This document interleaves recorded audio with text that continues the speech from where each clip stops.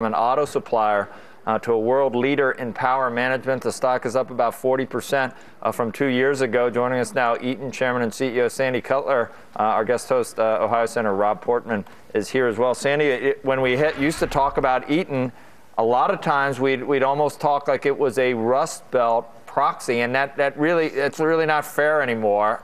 So we can no longer, get your analysis on whether manufacturing is necessarily coming back in the middle of the country because you've been so innovative. But how is business?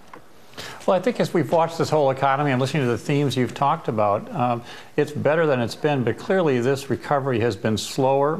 It has not shown the degree of what I would call kind of leverage in terms of its growth that we've seen through previous recoveries. And we're looking at a lot of issues you all talk about every morning. Obviously, weakness in Europe, emerging nations where they increased interest rates have been slower. And here in the U.S., this recovery is starting to show some of the concerns that we all have about structural unemployment and the fact that we're not creating jobs fast enough. And so creating an environment where there's more certainty is important to financial markets and it's important to businesses.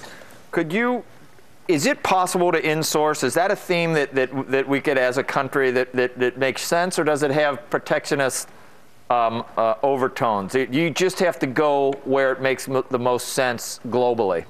Well, the world has changed so much, Joe, since if you go back to the 1950s when the U.S. could export, most products around the world. Today, we find very capable economies around the world. They've developed. They have local competitors. You have to be right there to compete with them. So I think that look backwards is not practical anymore. And that's why so many of our trade policies and our tax policies need to be thought of with a forward look and not a look kind of gazing back into the 1950s. So what would be most important to help Eaton right now? If you had a wish list, give me 3 or 4 things. Well, I think, again, if we think about what's changed, take the U.S. tax policy, corporate tax policy, for example. Most of its important precepts go back to the 1980s, the mid-80s or before. And if you think what was going on, we didn't have an EU, or didn't have a euro at that time. The internet, it was just kind of beginning. International trade has blossomed since then. So I would urge that one of the things that we might consider on the political level, and doing this in a bipartisan way, is fundamental responsible corporate tax reform. And let's not wait for the next presidential election. Amen.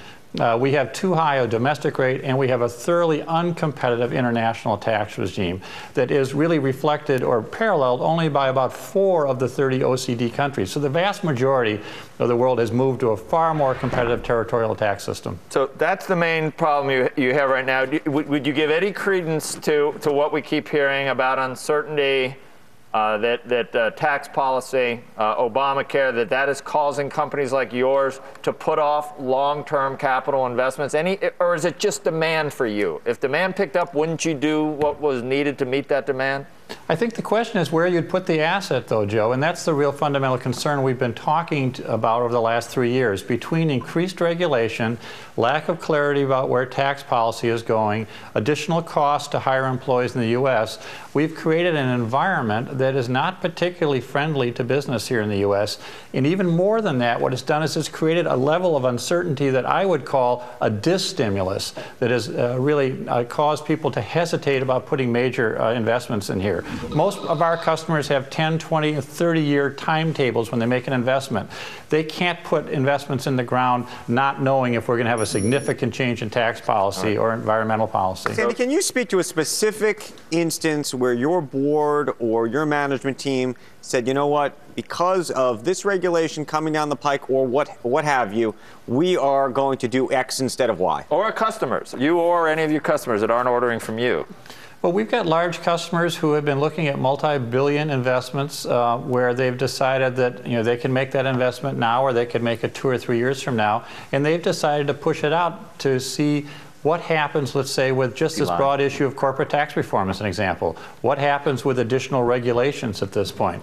And those are big frictional costs that slow down growth and investment, and most of all, they hurt jobs in the U.S., and that is a central concern, I think, of everyone. And just to be clear, because, Warren Buffett and others have talked about this idea that when there's a great investment opportunity, no matter what the tax implications, no matter what the upcoming regulatory implications may be, people decide, you know what, I'm taking it. And so my question to you is, are these things that are just on the fence, or are people, or are you saying that you've been in the position, you've been in the boardroom where an opportunity has come up and you said, you know what, we're going to hold off just because we just don't know? And I'd love to get a little bit of color on what kind of opportunity that would have been that you've passed on. Yeah, and I speak more to, because we're not a huge capital expenditure company ourselves, but you know, we spend on the order of 3% of sales, which is representative. But many of our customers spend much more heavily than that. And yes, we do have projects we have bid upon where they have decided to delay them until they see what happens out of all the uncertainty around these 2 or 3 issues I just mentioned. Yeah. Well, to Andrew, just for a second, I just got back from Ohio. We were 3 plant tours and 2 business roundtables, and I can tell you what Sandy is saying. I'm hearing all over our state, and you know, you've done a terrific job, Sandy, in a tough environment, both economic environment and you know, you're as a manufacturer, a hardcore manufacturer in Northeast Ohio. Hats off to you. You've done a great job. You could have done an even better job had you had a better tax policy, energy policy, regulatory reform would help as well, and I'm hearing it all over the state. But let me ask Sandy one question, if I could. We talked about inbound versus outbound. You've been articulate about the need for corporate tax reform, and we talked about it here earlier today. I couldn't agree with you more. We need the territorial system as well to be competitive. But on this inbound issue, talk about how you get inbound jobs through outbound, in the case of Eaton, business. In other words, not through exporting, but through expanding your business overseas. You're going to hire more people at your headquarters in Cleveland.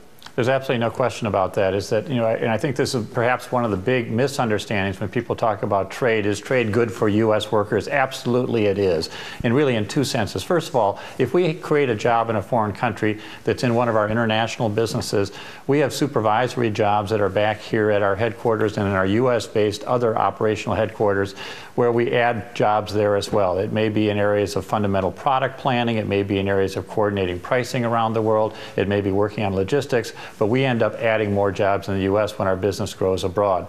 The second thing I would mention, too, is there's this sort of dichotomy in the discussion today about big business versus small business, and I think that's really artificial, just as the discussion years ago about new economy and old economy.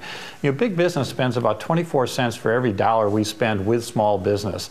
And for those who feel that only jobs are created by small business, I would argue that's not true, but we have a very important role in helping feed small business with business. So this is good for everyone in terms of the jobs growth. Okay, Sandy, we appreciate you coming on.